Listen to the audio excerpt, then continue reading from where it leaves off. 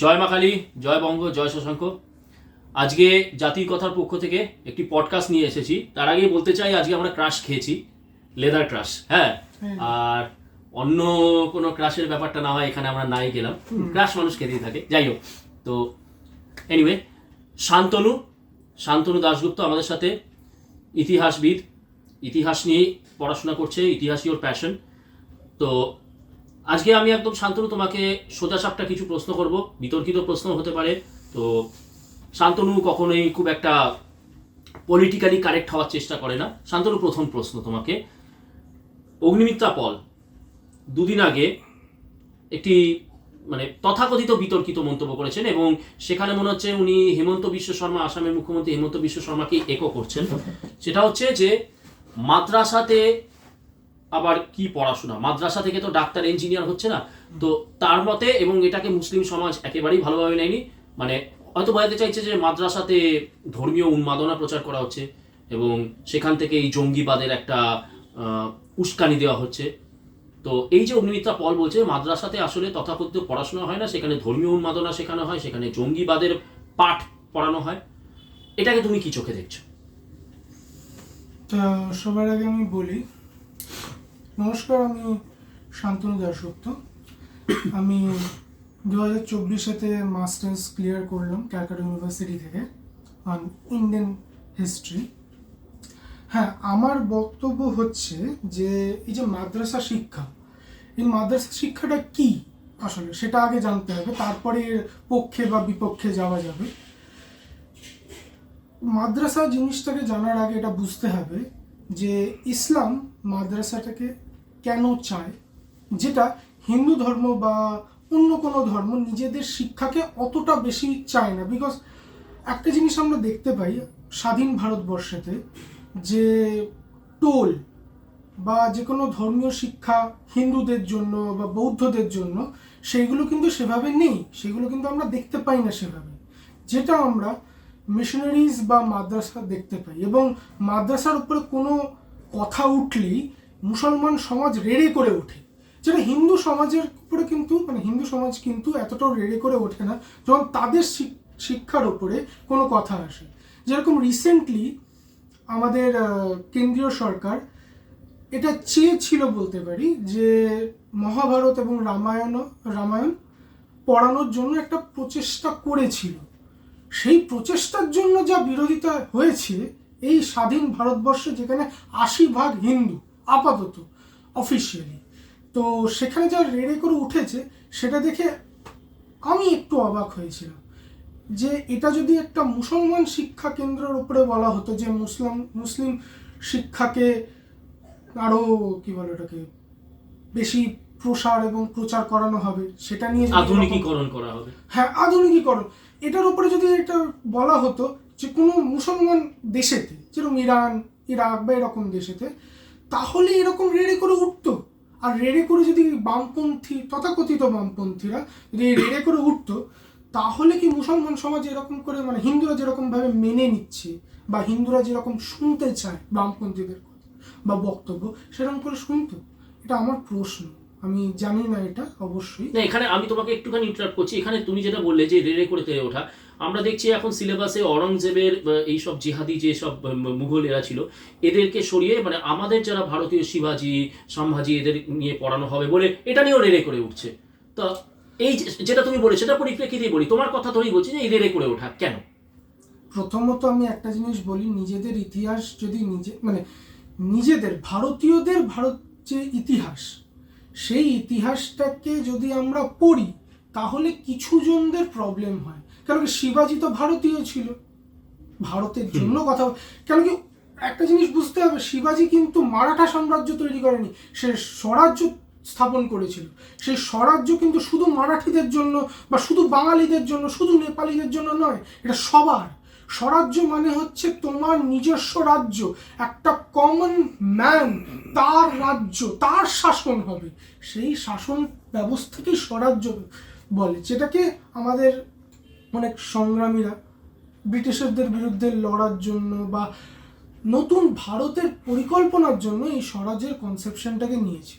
এবার ব্যাপারটা হচ্ছে যারা বামপন্থী, যারা কাশ্মীরকে আলাদা করতে চায়, যারা পাঞ্জাবকে খালিস্তানিদের হাতে দিতে চায়, মানে আলাদা করতে চায়। আর খালিস্তানিরা শিখ নয়, কিন্তু এটা পাগড়ি পরে। অনেক দেখবেন পাঞ্জাবেতে কিন্তু অনেক শিখরাও পাগড়ি পরে, তারা কিন্তু মানে শিখরা বলতে পাঞ্জাবিরাও এই পাগড়ি পরে, খ্রিস্টান কিন্তু তারা। এবার ব্যাপারটা হচ্ছে যে পাগড়ি ধারী মানে পাকিস্তানি এজেন্টস যারা নিজেদেরকে শিখও বলে, তারা কি চায় যে ভারত থেকে পাঞ্জাবটাকে আলাদা করে পাকিস্তানকে দিয়ে দিতে। ঠিক যেরকম পশ্চিমবঙ্গের বুকে বাংলায় কথা বলে জয় বাংলা বলে বাংলাকে আলাদা করে বাংলাদেশে ঢোকাবার চেষ্টা, ওই একই জিনিস। বাংলাকে সুবে বাংলা করার জন্য যে পরিকল্পনা, সেই পরিকল্পনা তো আজ থেকে নয়, সেটা তো পাকিস্তানের সময় থেকে। আচ্ছা, এই যে আমরা একটু ডিভিয়েট করে যাচ্ছি, এই যে মাদ্রাসা, তাহলে যে অগ্নিমিত্রা বলছে যে এখানে তথাকথিত শিক্ষার নামে ধর্মীয় উন্মাদনা, জঙ্গিবাদ, তাহলে এটাকে তুমি কি চোখে দেখছো? না, হ্যাঁ, আমরা যেটা বলছিলাম অ্যাকচুয়ালি সেটা থেকে একটু ডিভিয়েট করে গেছি। সেটা হচ্ছে যে ইসলাম বা ক্রিশ্চিয়ানিটি বা জুডাইজম, এই জুডাইজমটাকে ছেড়ে দিই, কারণ জুডাইজম অত বেশি প্রচার করতে পারেনি।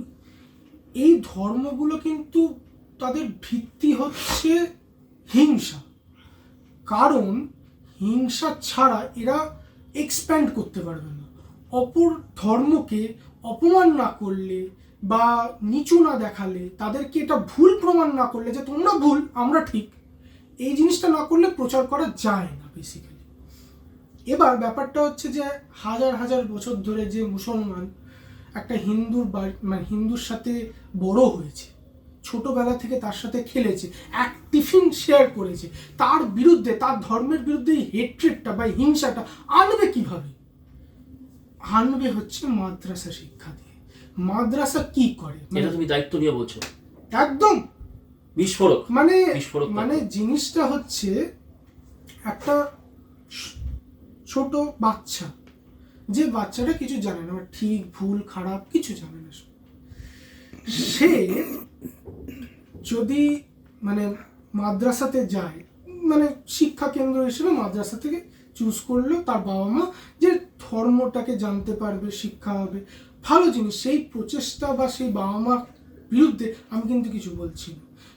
সেই বাবা মা কিন্তু একটা ঠিক জিনিস শিখতে করছে, যে ধর্মটাকে জানতে পারবে, যেটা হিন্দুরা কিন্তু করে না। ইনফ্যাক্ট আমি এটাতে একটু হিন্দুদেরকেই ক্রিটিসাইজ করব, সেখানে তারা দিচ্ছে। এবার সেই জায়গাতে মাদ্রাসাতে, এবার সব মাদ্রাসা করছে এটা, সেটা আমি দায়িত্ব সহকারে বলছি না, কিন্তু মাদ্রাসার যে করছে রিপোর্ট আছে, গভর্নমেন্ট রিপোর্ট আছে, এবং শুধু ভারত সরকারের নয়, বিভিন্ন সরকারদের রিপোর্ট আছে, যে এই মাদ্রাসাতে এই ঘৃণাটা শেখানো হয়। এবার সেই ঘৃণা মানে কিন্তু টেরোরিজম নয়, আবার সেটা একদম ডাইরেক্টলি কোয়ালিফাই করে না যে মাদ্রাসা যাচ্ছে এবং টেরোরিস্ট হয়ে যাচ্ছে। ঘৃণাটা শেখানো হয়, যে তুমি যে একজন হিন্দুকে ঘেন্না করবে বা তার প্রতি যে একটা বিরূপ মন্তব্য নিজের ভেতরেতে রাখবে, সেই জিনিসটা যাতে তোমার ভেতরে থাকে, এবং সেই জিনিসটা যাতে তোমার জন্য নয়, এটা ইসলামের জন্য, এটা আল্লাহর জন্য, সেইটাকে ঢোকানো হয়। যে তুমি যে যুদ্ধ করছো বা তোমার এই যে বিরূপ মন্তব্য, সেটা আল্লাহর জন্য ওদের বিরুদ্ধে এই মন্তব্যটা, সেইটা দিয়ে একটা জেনারেশনকে এই জিনিস শিক্ষিত করা হয়। যেরকম বঙ্গভঙ্গ যখন 1905 করা হয়েছিল, তখন কিন্তু মুসলমানরা সেটা মেনে নেয়নি, যে আমরা হিন্দুদের থেকে কোথায় আলাদা। কিন্তু 1947-তে 47 যখন দেশ ভাগ হলো, তখন সব জায়গাতে, গ্রেট ক্যালকাটা কিলিংয়ের পরে সব জায়গায়, বাংলার প্রত্যেকটা কোণাতে দাঙ্গা করলো এই মুসলমানরা কোঅর্ডিনেটেডলি। এটা কেন? এই মাদ্রাসা শিক্ষার বৃদ্ধি। আচ্ছা, এই কারণেই কি বল্লভভাই প্যাটেল সেই বিখ্যাত উক্তি স্বাধীনতার পরে কলকাতায় এসে যে 1947-এর 14ই আগস্ট অব্দি যারা পাকিস্তানের সমর্থনে হিন্দুদের রক্ত ঝরালো, তারাই আজকে 15ই আগস্ট ভারতীয় হয়ে গেল, এদের উপরে নজর রাখতে হবে? তো এই পরিপ্রেক্ষিতে কি বল্লভভাই প্যাটেল এই কথা বলেছিলেন? বল্লভভাই প্যাটেল এটাই বলেছিলেন,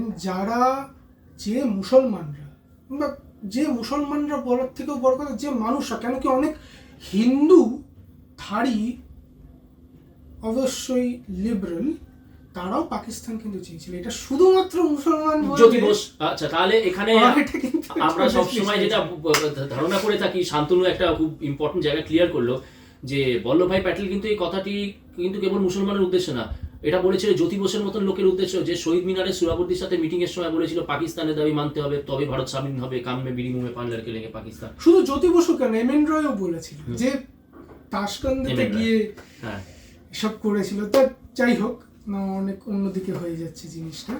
তো তাদের বিরুদ্ধেও বলেছিল যে তারা যদি এই দেশে থাকে এবার এই দেশটাকেও ভাঙবে, যেরকম কাশ্মীরকেও আলাদা করতে চায়, মানে প্রকাশ্যে বলে তারা। এবার যারা প্রকাশ্যে কাশ্মীরকে আলাদা করে সবাই কি মুসলমান? সেটাও নয়। আচ্ছা, এই যে বর্তমানে পশ্চিমবঙ্গের শাসক তৃণমূল কংগ্রেস, তারা ওই বামপন্থী ন্যারেটিভটাই নিয়ে আসছে যে বিজেপি ধর্মের রাজনীতি করে, শিল্পকে লাটে উঠিয়ে দিয়েছে। কিন্তু আমরা এই যে পশ্চিমবঙ্গের যে বাজেট, যেটাকে আজকে বর্তমান কাগজ বলছে পশ্চিমবঙ্গের লক্ষ্মী লাভ হয়েছে, কতটা লক্ষ্মী লাভ হয়েছে আমি জানি না। হ্যাঁ, লক্ষ্মীর ভাণ্ডারে লক্ষ্মী লাভ হয়েছে সেটা আলাদা ব্যাপার। কিন্তু এই যে আমরা দেখলাম বাজেটে মাদ্রাসা খাতে, যেটা বামপন্থী আমলে ছিল 400 কোটি, এখন মাদ্রাসা খাতে সেটা 5,000 কোটি টাকার বিনিয়োগ হলো, আর শিল্প খাতে 1,500 কোটি। তো যে তৃণমূল আজকে বামপন্থীদের ন্যারেটিভ নিয়ে শিল্প বলছে ধর্মের জায়গায়, তারাই এখানে কি ধর্মকে বেশি প্রাধান্য দিচ্ছে না? আর তোমার কি মনে হয় যে এই যে 5,000 কোটি টাকা, এটা দিয়ে মাদ্রাসার আধুনিকীকরণ, মানে আধুনিকীকরণ মানে আমি বলছি না যে টাইলস দিয়ে মুড়ে দিল, এয়ার কন্ডিশনার লাগিয়ে, সেটা না, শিক্ষার আধুনিকীকরণ কি তৃণমূল কংগ্রেস এই যে এত বিনিয়োগ করলো, সেটা তৃণমূল কংগ্রেসের কি এটাই কি মানে কোনো ইচ্ছা আছে যে মাদ্রাসা শিক্ষার আধুনিকীকরণ করবে, তার জন্য বাজেটে এরকম একটা হেভি ইনক্রিজ? এরকম যদি ইচ্ছা থাকতো মানে বর্তমান রাজ্য সরকারের, যে মাদ্রাসা শিক্ষাকে আমি উন্নত করব, তাহলে সেটা ইলেকশনের আগে কেন করতো? মানে ইলেকশনের আগে এত ভালো ভালো ভাবনাগুলো তাড়াতাড়ি চলে আসে না? মানে অন্য কিছু না করি, একটু উন্নতি করি। মানে হ্যাঁ, ইলেকশনে আসলে ভালো লাগে, রাস্তাটা একদম ভাঙাচোরা আছে, হট করে দেখলাম পরের দিন বেশ সুন্দর হয়ে গেল রাস্তাটা, এটা একটা ফিল গুড ফ্যাক্টর হয়। হ্যাঁ, এটা তো একটা জিনিস আছে। তার সাথে আরেকটা জিনিসও, সেটা হচ্ছে যে দেখুন, হিন্দুরা তো আর তৃণমূলকে ভোট দেবে না ভুল করেও।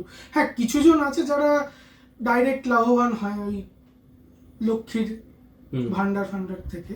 আর ওই বল্লভভাই প্যাটেলের কথা মতন যে যে যে যারা হিন্দুরাই, যারা পাকিস্তানের দাবিতে রক্ত ঝরিয়েছিল, সেরকম হিন্দুরাও তো আছে। তো সেরকম তো রয়েছে, কিন্তু ব্যাপারটা হচ্ছে যে প্রথমত হিন্দুরা, মানে বেশিরভাগ হিন্দুরাই তৃণমূলকে ভোট, মানে সরি তৃণমূল বলে রাজ্য সরকারকে ভোট দেবে না। তৃণমূলকেই বলো, তৃণমূলকে ভোট দেবে না, তৃণমূলকে ভোট দেবে না, দেবে না, মানে অন্য কাউকেই দিতে পারে। সেটা শুধুমাত্র বিজেপি হবে কিনা সেটা আমি জানি না, বাট বর্তমান সরকার যেরকম ভাবে চলছে তাকে দেবে। তো সেই জন্য কাউকে না কাউকে একটা মানে জোগাড় করতে হবে, কোনো কমিউনিটি বা কোনো কিছু করে। সেই জন্য এই 5,000 টাকাটা দিল। 5,000 কোটি, 5,000 টাকা, যাই হোক, আসলে আমরা তো কোটিতে কোনোদিনও যাইনি, কোটিটা আমাদের আসে না, আমাদের ওইরকম এসে 5,000 কোটি টাকা সেই জন্য দিল আর কি, মানে তাদের একটু দানা পানি হবে।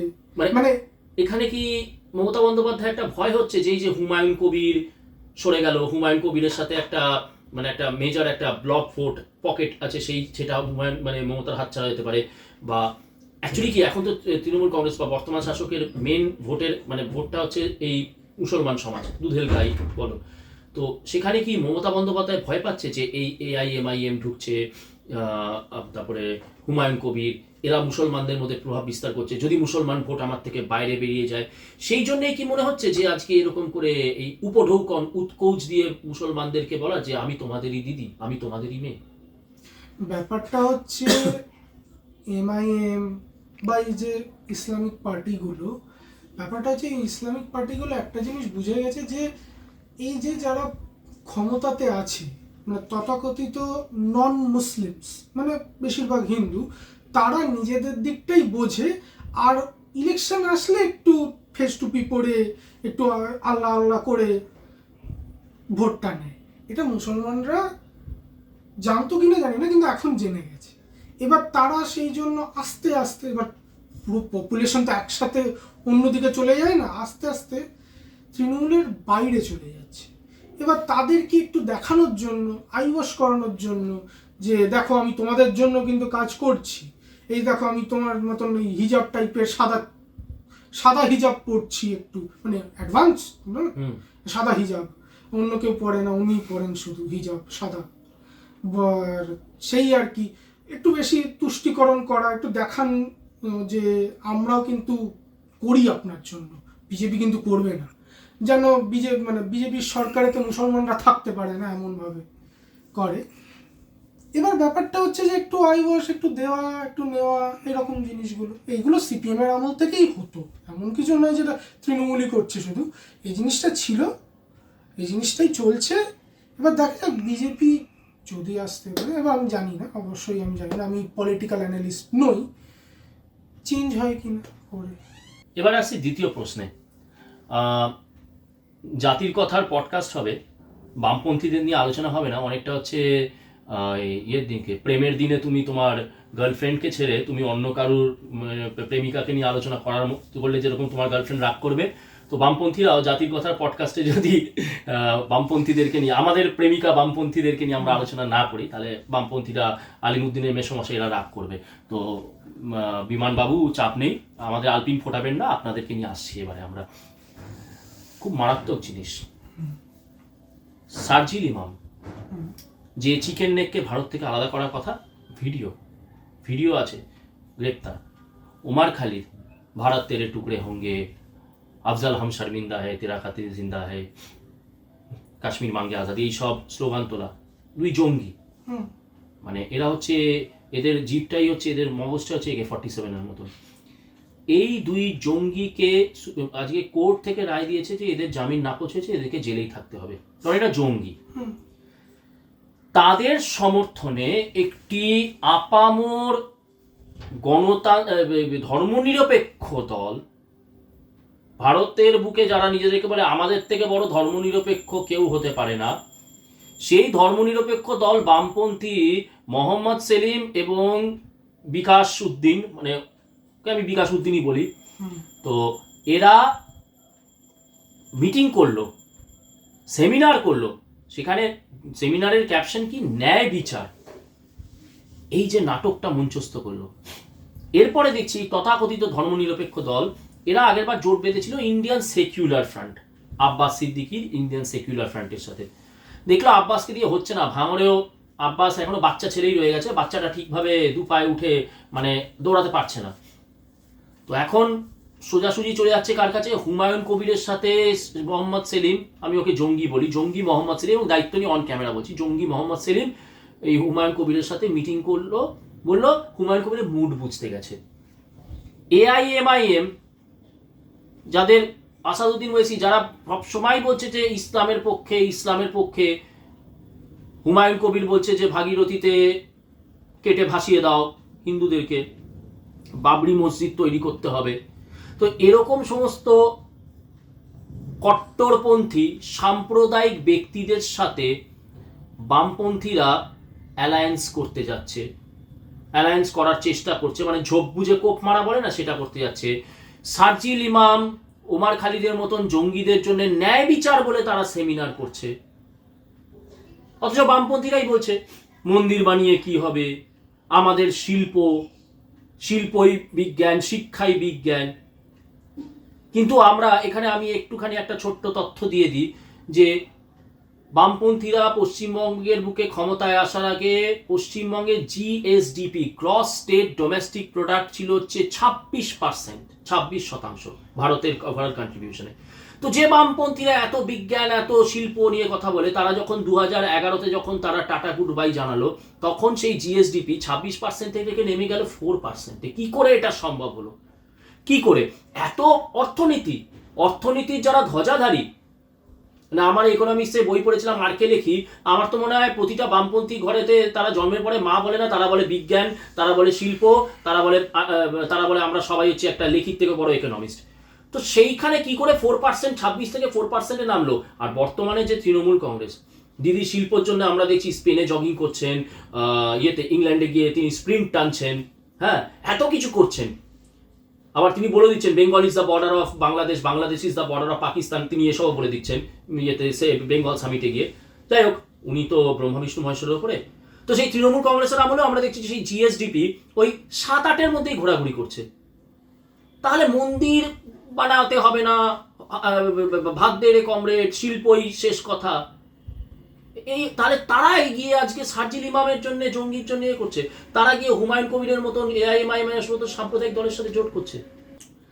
হ্যাঁ, তো তুমি ব্যাপারটা হচ্ছে দুটো প্রশ্ন করলে বেসিক্যালি কমিউনিস্টদের উপরেই দুটো প্রশ্ন। এক হচ্ছে তারা এই কমিউনিটিতে এত ডিফারেন্ট অ্যাপ্রোচ কেন রাখে, মানে সেকুলারিজম বললেই সবসময় ইসলাম পন্থী এবং হিন্দু বিরোধী, মানে হিন্দু হলেই ওটা কমিউনাল হয়ে যাবে এবং মুসলমান বললেই ওটা উদার সেকুলার হয়ে যায়।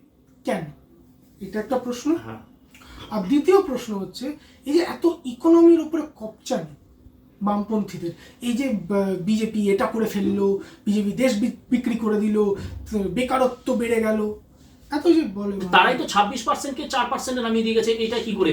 এবং ইস্ট ইউরোপের যত দেশে ছিল সেখান থেকে তাদেরকে লাথি মেরে তাড়ানো হয়েছে, কারণ ইস্ট ইউরোপকে তারা পুরো একদম ভিখারি বানিয়েছে। আর একটা কোয়েশ্চেন করেছিলাম, এই যে শারজিল ইমাম, এই জঙ্গিদের জন্য বামপন্থীরা কাঁদছে, উমার খালিদ, এই হুমায়ুন কবির, এমআইএম এরকম সাম্প্রদায়িক এদের সাথে জোট পাচ্ছে।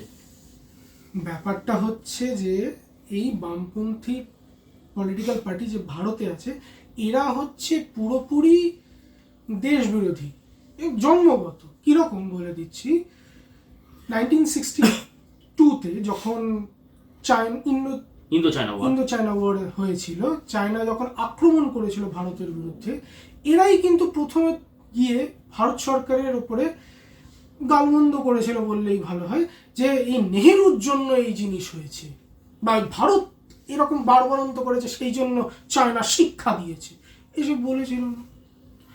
এরা যখন আজকে চীনের জন্য চাঁদাও তুলতো এরা। শুধু চীন কেন, ভিয়েতনামেতে কি হচ্ছে, এখানে কি হচ্ছে, বিশ্বের সব জায়গার জন্য কথা বলবে, কিন্তু পাশে যে বাংলাদেশেতে হিন্দু মরছে সেটা তারা দেখতে ভুলতে পারি বাবার নাম, ভুলবো না কো ভিয়েতনাম। মানে পাশে যে দেশ বাংলাদেশেতে যে হিন্দুরা মরছে ওটা ইন্টারন্যাশনাল ব্যাপার, ওটা বাংলাদেশের অভ্যন্তরীণ ব্যাপার, ওটাতে আমরা এবং ওখানে তারা পোস্টার লিখছে কি সংখ্যালঘুদের উপরে অত্যাচার, হিন্দু লিখছে না, কিন্তু বাংলাদেশের সংখ্যালঘুদের উপরে অত্যাচারে আমরা বসি। হিন্দুদের জন্য কথা বললে তো বুক ফেটে যাবে, মুসলমানরা কি ভাববে যে আমাদের জন্য কথা নেই, হিন্দুদের জন্য, ওই মালাউনদের জন্য কথা বলছে। তো জিনিসটা বুঝতে হবে যে এই কমিউনিস্টরা কেন ওপেনলি গরুর মাংস খায়। দেখুন, গরুর মাংস খাক কি না খাক এটা তাদের একটা স্বাধীন দেশে স্বাধীন ব্যাপার, এখনো হিন্দু রাষ্ট্র তো হয়নি, আমি এই জিনিসগুলো বলতেও পারি না। তো কিন্তু কোনো মুসলমান দেখবেন না এই দেশেতে এত কমিউনালিটির পরেও, এই মুসলমানরা নিজেদেরকে ফার্স্ট ক্লাস সিটিজেন ভাবার পরেও কোনো মুসলমানরা ওপেনলি যে গরুর মাংস খাচ্ছে এই জিনিসটা কিন্তু সেভাবে দেখতে পারে না। শুধুমাত্র কি বলে বিকাশ রঞ্জন ভট্টাচার্য, সুবোধ সরকার, না, বকরিদের সময় ওটা ছাড়া যেটা ওরা বলে যে নিজেদের অনুষ্ঠান বলে ধর্মীয় আচার, সেইটা ছাড়া ওরা কিন্তু শুধুমাত্র সেকুলারিজমের নামে বা ইসলামের নামে মুসলমানরা কিন্তু খায় না, যেটাই কমিউনিস্টরা খায়। এরা নিজেদেরকে সেকুলার প্রমাণ করতে চায় নাকি অ্যান্টি হিন্দু প্রমাণ করতে চায়, এই দুটোর মধ্যে কিন্তু তফাৎ বোঝা যায় না। এটা খেয়াল করুন, ওরা কিন্তু নিজেদেরকে অ্যান্টি হিন্দুই প্রমাণ করে, সেকুলার প্রমাণ করে না। সেকুলার শব্দটার মানে হচ্ছে ধর্ম নিরপেক্ষতা এবং ধর্মহীন। তার মানে তার কাছে মুসলমানও কিছু যায় আসে না, তার কাছে হিন্দুও কিছু যায় আসে না, কিন্তু যখন ভোট আসে তখন ফেস্টুবিটা চলে আসে, কিরম করে কেউ জানে না। এটা যদি কোনো হিন্দু দেখবেন যে এই যে ময়দানেতে, এই যে ব্রিগেড ময়দানেতে এই যে ব্রিগেড হয়, মানে মিটিং হয়, সেখানে কিন্তু ফেস টুপিওয়ালা অনেক নেতা আসে, কিন্তু তিলক পরা কোনো নেতা আসে। এটা কীরমভাবে সেকুলারিজম হয়ে যায় এটা আমি জানি না, আপনারা জানলে আপনাদের ব্যাপারে একটু কমেন্ট করে দেবেন যে কীরমভাবে এই জিনিসটা সেকুলার হয়ে যায়। এবার ব্যাপারটা হচ্ছে কমিউনিস্ট পার্টি অফ ইন্ডিয়া যেটা চায় সেটা হচ্ছে ভারতকে বিভাজন, ভারতকে ভাগ করতে এবং ভারত যে এক আছে এই জিনিসটা তারা পছন্দ করে না। ঠিক তাদের মানে রাত্রিদাহ হচ্ছে। রাত্রিরে ঘুম আসে না ওদের। ভারত কিরম ভাবে এক আছে, এই হিন্দুরা এই যে মানে মূর্তি পূজক এরা কিরম ভাবে এক আছে, এদেরকে আলাদা করতে হবে, এদেরকে স্বাধীন করতে হবে, আজাদ করতে হবে এদেরকে। যেরকম কাশ্মীরেতে আজাদি হয় সেরকম বাংলাতেও হবে, সেরকম তামিলনাড়ুতেও হবে, সেরকম দ্রাবিডিয়ানেতেও হবে, সেরকম গুজরাটেতেও হবে, সেরকম মধ্যপ্রদেশেতেও হবে। এই জিনিসটাই ওরা আসলে চায়। কিন্তু ব্যাপারটা হচ্ছে ভারতের লোকেরা ঠিক ওদেরকে দানাপানিটা দেয়। তাহলে শারজিল ইমাম এবং ওমর খালিদ, তুমি বলতে চাইছো বামপন্থীদের কাছে এরা জঙ্গি নয়, এরা হচ্ছে তাদের জেনারেল, মানে এরা হচ্ছে তাদের সৈনিক। শুধু সৈনিক বা জেনারেল কেন বলছো, ওরা হচ্ছে কি বলবো ওটাকে, ধর্মযুদ্ধের সৈনিক, মুজাহিদ। শুধুমাত্র এক্স্যাক্টলি মনে আসছে না, এক্স্যাক্টলি মুজাহিদ। এই মুজাহিদদের জন্যই তো যারা ইন্ডিয়ান কমিউনিস্ট পার্টি তৈরি করেছে, ইতিহাস বলতে গেলে তারা তো আফগানিস্তানে এই মুজাহিদদের জন্যই লড়তে গেছিল। তাহলে সেই ট্রেন্ডটাই চলছে। মুসলমানদের জন্য এদের হৃদয়ে একটা বিশাল বড় জায়গা আছে। ওই জন্য রাম মন্দিরের যেদিনকে উদ্বোধন হয় সেদিনকে যাদবপুর ইউনিভার্সিটিতে রাম মন্দির নিয়ে যখন যাদবপুরে জাতীয়তাবাদী ছেলেমেয়েরা যখন পুজো করতে যায়, মানে অনুষ্ঠান করতে যায়, তখন এরা হামলা করে। কিন্তু সিপিএম এর সূর্যকান্ত মিশ্র যখন ওই ইয়েতে ফুরফুরা শরীফ, যেটা আসলে বালিয়া বাসন্তী, সেখানে যখন গিয়ে জমজমের জল খেয়ে আশীর্বাদ দিতে যায়, তখন তাদের কোনো সমস্যা হচ্ছে না। সমস্যাটা হবে এই মুজাহিদ কালচার, তার মানে এদের সবার মধ্যে, এরা তার মানে বামপন্থী না। তাহলে এই যে শতরূপ থেকে ঐশী থেকে নাম ধরে বলছি, এরা কিন্তু বামপন্থী না, এরা সবাই মুজাহিদ। তাহলে সবাই মুজাহিদ, কারণ এদের একটাই লক্ষ্য। দেখুন চাইনিজ কমিউনিস্ট পার্টি দেখুন, তারা কিন্তু নিজের দেশের জন্য সব কিছু করতে পারে। ভিয়েতনাম দেখুন, তারা যখন আমেরিকার সাথে লড়েছে, ফ্রান্সের সাথে লড়েছে, সেই রকম কিন্তু চাইনিজ কমিউনিস্ট পার্টি চায়নার সাথেও লড়েছে, বিকজ তারা রাষ্ট্রকে সবার আগে। আল্ট্রা ন্যাশনালিস্ট বলতে গেলে আবার আল্ট্রান্যাশনালিস্ট আসলে আবার হিটলার চলে আসে, মুসলমান চলে আসে। আচ্ছা। এবার এটা আবার রবীন্দ্রনাথ এর বিরোধিতা করে, ছ্যাঁকা ব্যাকা হয়ে যাবে। ঠিক হ্যাঁ, আছে, তখন আবার এরা বলবে দেখুন এরা ন্যাশনালিস্ট, এরা হচ্ছে নাজি। আচ্ছা ঠিক আছে, আমি জাতীয়তাবাদী। সেটাতে যাচ্ছি। আচ্ছা, জাতীয়তাবাদী জাতীয়তাবাদী বাদী আঙ্কেল হো, কিন্তু নিজের রাষ্ট্রকে সবার আগে রেখেছিল। এই কমিউনিস্ট পার্টি অফ ইন্ডিয়া যেটা, সেটা কিন্তু রাষ্ট্রকে সবার আগে রাখে না, কোনোদিনই রাখে না। হ্যাঁ, এবার অনেক বামপন্থী এটা বলতে পারে, দেখুন আমরা তো দেশের জন্য প্রাণ দিয়েছিলাম, দেশ স্বাধীন করার জন্য, তোরা আরএসএসরা কি করেছিস? প্রথমত আমরা আরএসএস এর লোক নই, ওকে? জাতির কথা তো একেবারেই নয়, কারণ জাতির কথায় আমরাই শুনি যে আমরা হচ্ছে নাকি আরবান নকশাল, অভিষেকের থেকে কত পেয়েছি, আমরা নিজেরাই শুনি এগুলো। হ্যাঁ, এবার ব্যাপারটা হচ্ছে যে এই যে কমিউনিস্ট পার্টির লোকেরা যেটা বলে যে আমরা দেশের জন্য এই করেছি সেই করেছি, যেরকম এই দেশ স্বাধীন করার জন্য কিছুজন প্রাণ দিয়েছে, বা কিছুজনই বলছি, সেটাতে আবার বলবেন না, এই দেশ ভাঙার জন্য তারা প্রাণ দিয়েছে। এবং আজকে যে প্যালেস্টাইন ভেঙে যে ইসরায়েল হয়েছে, এই যে এই কমিউনিস্ট পার্টির লোকেরা বলে, তাহলে সবার আগে কে বলেছিল এই প্যালেস্টাইন ভেঙে ইসরায়েল করতে? আপনি মানে আপনারা শুনলে কিন্তু অবাক হয়ে যাবেন। প্যালেস্টিনিয়ান কমিউনিস্ট পার্টি বলেছিল প্যালেস্টাইনকে ভেঙে ইসরায়েল বানাতে হবে, জিউইশ ল্যান্ড বানাতে হবে। যেরকম ঠিক যেরকম এমএন রায় বলেছিল হিন্দুদেরকে পাকিস্তান দিয়ে দিতে হবে মুসলমানদের জন্য। এটা কিন্তু অনেক কমিউনিস্ট নেতা বলুন, যে সমর্থক বলুন, তারা কিন্তু এটা জানে না। শান্তনু আজকে দুটো বিস্ফোরক কথা বললো। কমিউনিস্ট পার্টি বলেছে প্যালেস্টাইন ভেঙে ইহুদিদের দিতে হবে, আর এমএন রায় বলেছিল ভারত ভেঙে পাকিস্তান বানাতে হবে, মুসলমানদের হোমল্যান্ড দিতে হবে। এই আর কি, মানে এরা আবার আরেকটা জিনিস, সেটা হচ্ছে যে এই ভারতীয় কমিউনিস্ট পার্টি যেরকম হিপোক্রেট, অন্য দেশের কমিউনিস্ট পার্টিরা কিন্তু এতটা হিপোক্রেট না। হ্যাঁ, তারাও নিজের ক্ষমতার জন্য কিছু সময় হিপোক্রেসি করে, কিন্তু একটা লিমিট রেখে। এখানে যেরকম ওপেনলি জেএনইউতে বা যাদবপুরেতে পোস্টারেতে লেখা হয়, দেওয়ালেতে লেখা হয় যে ভারতকে ভেঙে স্বাধীন করতে হবে। এবার দেখুন, স্বাধীন কথাটা না অনেক, কি বলবো ওটাকে, অনেক মেটাফরিক্যালি ভাবে ইউজড হয়, যে স্বাধীন করতে হবে, ভাঙতে হবে, ঠিক ওরকম ভাবে বলে না।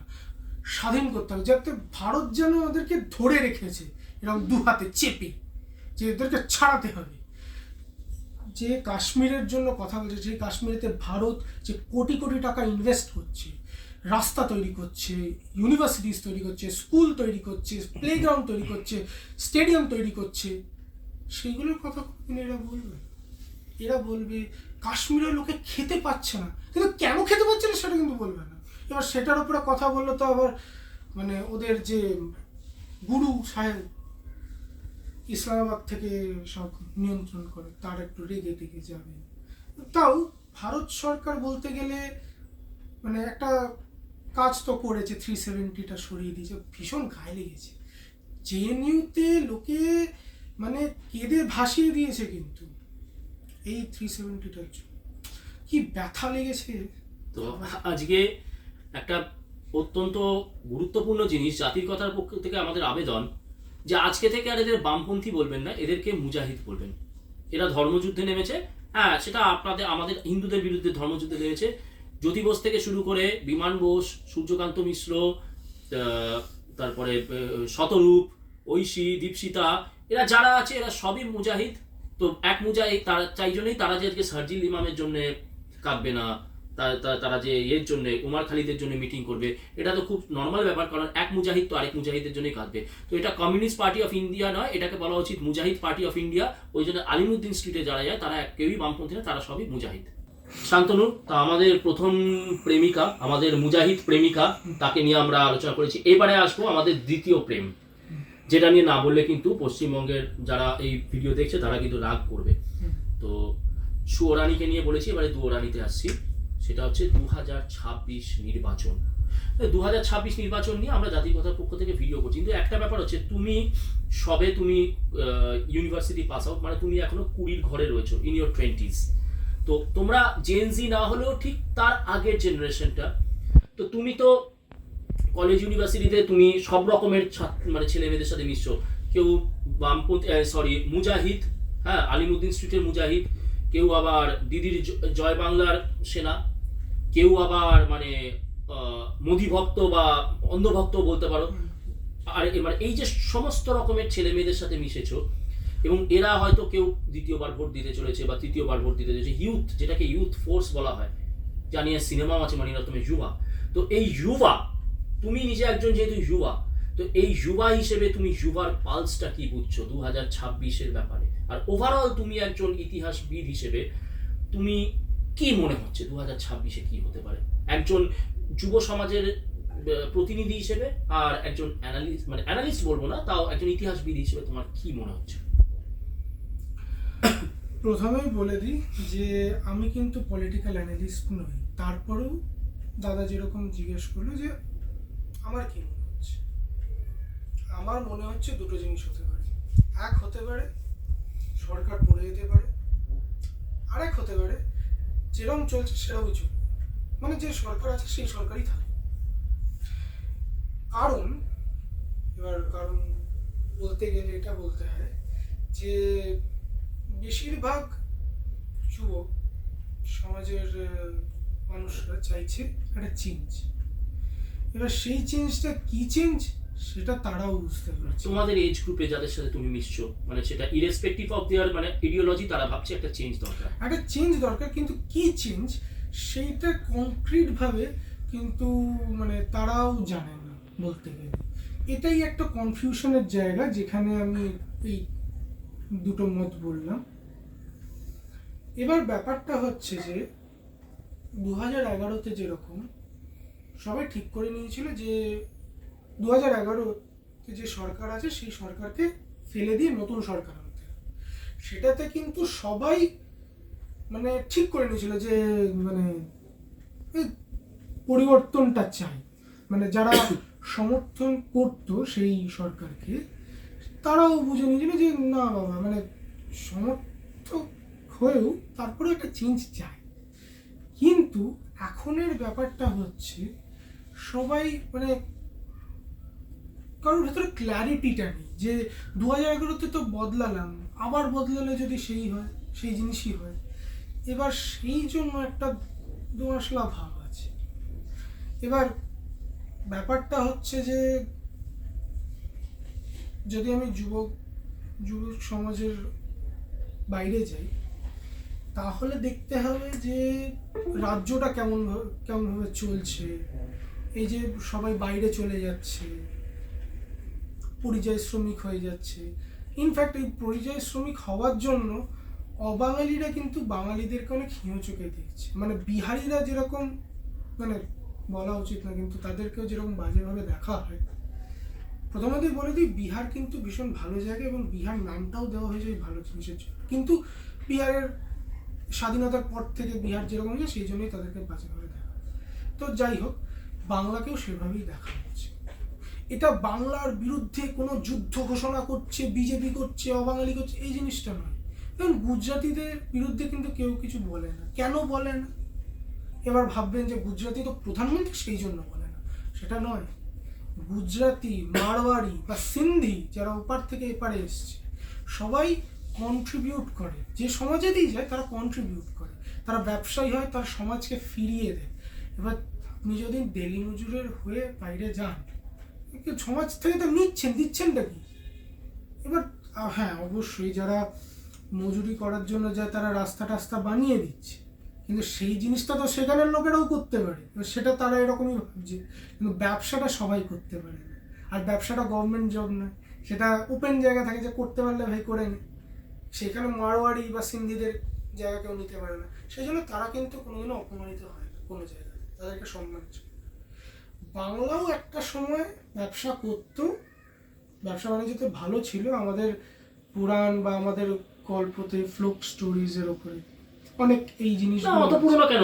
আমি বললাম তো, এই বামপন্থী মানে মুজাহিদরা ক্ষমতায় আসার আগেও তো আমাদের ভারতের পুরো ইয়েতে জিএসডিপি ছিল 26%, বিশাল ব্যাপার ছিল। কিন্তু ব্যাপারটা হচ্ছে ভারত স্বাধীন হওয়ার পরে এবং ভাগ হওয়ার পরে নেহেরু কিন্তু বাংলা থেকে কয়েকশো ইন্ডাস্ট্রিকে ইউপিতে ট্রান্সফার করিয়েছিল, এটাও সত্যি কথা। সেই জন্য কংগ্রেসই মানে বাংলার যে কংগ্রেস, তারা কিন্তু প্রচণ্ড বিপদে পড়ে গেছিল এই মানে যারা রিফিউজি আসছে তাদেরকে হ্যান্ডেল করা। এত প্রতিকূলতা সত্ত্বেও আমরা 26% কন্ট্রিবিউট করছিলাম, এটা মানে এবং মুজাহিদরা এসে, কমিউনিস্ট পার্টি এসে সেটাকে 4%। এটা একটা জিনিস বলা উচিত যে কংগ্রেস পার্টি যেরকমই হোক না কেন, দেশেতে যেরকমই হোক না কেন, নেহেরু যেরকম হোক না কেন, বাংলার কংগ্রেস পার্টি কিন্তু একটা অন্য জিনিস ছিল, সবসময় অন্য জিনিস ছিল। এটা বলতেই হবে। অনস্বীকার্য। মানে এটা আমি পলিটিক্যাল স্টেটমেন্ট হিসেবে বলছি না, আমি স্ট্যাটিস্টিক্যাল স্টেটমেন্ট বলছি যে বাংলার কংগ্রেস একটা হাটকে জিনিস। যাই হোক, যেটাতে ছিলাম, জিনিসটা হচ্ছে যে ব্যবসাতে আমরা পিছিয়ে যাচ্ছি, কর্মসংস্থানেতে পিছিয়ে যাচ্ছি। এবার কি বেঁচে রয়েছে যেটার উপরে আমরা মানে রাজনীতি করবো বা বেঁচে থাকবো? এই কন্যাশ্রী প্রকল্প, সরকার টাকা দেবে, ভাতা দেবে, নাহলে তো বাঁচার কোনো জায়গা নেই। এবার ব্যাপারটা যে যখন আপনি ডাইরেক্ট বেনিফিশিয়ারি হচ্ছেন সরকারের দ্বারা, তো আপনি যদি সরকারের দ্বারা টাকা পেয়ে সরকারের বিরুদ্ধে কথা বলেন, তাহলে ওটা নেমো খারামি হয়ে যায় না? সরি টু সে, বাট বাস্তব জিনিসটা ওরকম হয়ে যায়। এটা আমি মানে যেরকমই পলিটিক্যাল পার্টিকে সাপোর্ট করি না, যে টাকা নিয়ে তাকে ভোট না দিয়ে অন্য কাউকে দেওয়াটা মানে একটা গায়ে লাগে, গাদ্দারি। হ্যাঁ, এটা এটা এটা স্বাভাবিক জিনিস। কিন্তু ব্যাপারটা হচ্ছে মা বোনেদের বা যুবকদের চাকরির জন্য বা ব্যবসার জন্য যদি ভাবতে হয়, যারা ভাবে তারা চেঞ্জটা চায়, কিন্তু এমন কেউ এসে একটা পরিবর্তন করবে যেটাতে বাংলা ঘুরে দাঁড়াবে আগের মতো, সেই রকম লিডার বোধহয় তো খুঁজে পাচ্ছে। থাকলেও মানুষ একটা অ্যাপ্রিহেনশনের মধ্যে, একটা দোটানার মধ্যে রয়েছে যে সে কি পারবে আদৌ ডেলিভার করতে, এরকম একটা, যেটা তুমি বলছো, একটা ডিলেমার মধ্যে রয়েছে। অবশ্যই, মানে কোনো লিডার এরকম দেখা যাচ্ছে না, মানে লোকে দেখতে পাচ্ছে না যে পুরোপুরি চেঞ্জ করে একটা এমন একটা সমাজ করবে যেখানে চাকরি, ব্যবসা, সুরক্ষা সব কিছু থাকবে, ইনশিওর্ড হবে। এটা যদি দেখতে পায়, যদি যে কোনো পার্টি হোক, সে বিজেপি হোক, সিপিএম হোক, বা অবশ্যই শাসক দলেতেও হলেও, তার প্রতি কিন্তু একটা আনুগত্য চলে আসবে। এটাতে পলিটিক্যাল পার্টি অতটাও প্লে করে না, এটা একটা মানে পার্সন ওরিয়েন্টেড একটা পারসেপশন তৈরি হয়ে যায়, একটা পারসেপশন তৈরি হয়ে যায়, একটা মানে একজন ব্যক্তিকে লোকে খুঁজছে, পুরো বাংলা স্বাধীনতার পর থেকে খুঁজছে যার প্রতি লয়াল থাকবে এবং সে এই বাংলাটাকে আবার সোনার বাংলা করে দেবে। এটা পার্টি পলিটিক্স, এই করছে, এই পার্টি এই করছে, সেই পার্টি সেই করছে, এটা নয়। মানে বাংলার জুট মিল বন্ধ হয়ে যাওয়ার পর, বাংলা ভাগ হয়ে যাওয়ার পর, বাংলা দিশেহারা। অ্যাকচুয়ালি এটা কোনো পলিটিক্যাল পার্টির জন্য নয়, এটা দেশভাগের জন্য। আমাদের উপর দিয়ে এত বড় একটা জিনিস গেছে যে আমরা এখনো অবধি বিশ্বাস করতে পারি না এই জিনিস, যে আমরা কোথায় ছিলাম। বাংলাতে লোকে কোথা না কোথা থেকে আসতো, সেন্ট্রাল এশিয়া থেকে শুরু করে, ভিয়েতনাম থেকে শুরু করে, মানে স্বর্ণদ্বীপ থেকে শুরু করে, তিব্বত থেকে শুরু করে সব জায়গা থেকে লোকেরা আসতো এখানে থাকার জন্য। এই জমিতে ফসল ফলতো না, সোনা ফলতো। সেখানেতে এই অবস্থা, বাংলাদেশেও দেখুন এইরকম অবস্থা, এই বাংলাতেও এই অবস্থা। শান্তনু, অনেক ধন্যবাদ। অনেকগুলো বিষয় নিয়ে আজকে আমাদের আলোচনা হলো।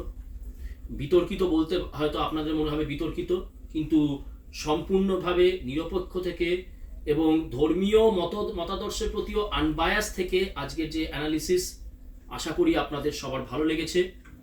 এরকম পডকাস্ট আপনারা যদি আরও দেখতে চান, আপনারা কমেন্ট সেকশনে লিখবেন আজকের এই পডকাস্ট আপনাদের কেমন লাগলো। আপনাদের এই পডকাস্ট নিয়ে কোনো প্রশ্ন থাকলে অবশ্যই আপনারা কমেন্ট সেকশনে জানাবেন। আগামী দিনে আমরা আবারও আসবো নতুন কোনো পডকাস্ট নিয়ে, আপনাদেরকে নিরপেক্ষভাবে সত্যটাকে তুলে ধরার জন্যে। আজকের জন্যে বিদায়। জয় মা কালী, জয় বঙ্গ, জয় শশাঙ্ক, ভারত মাতা কি জয়।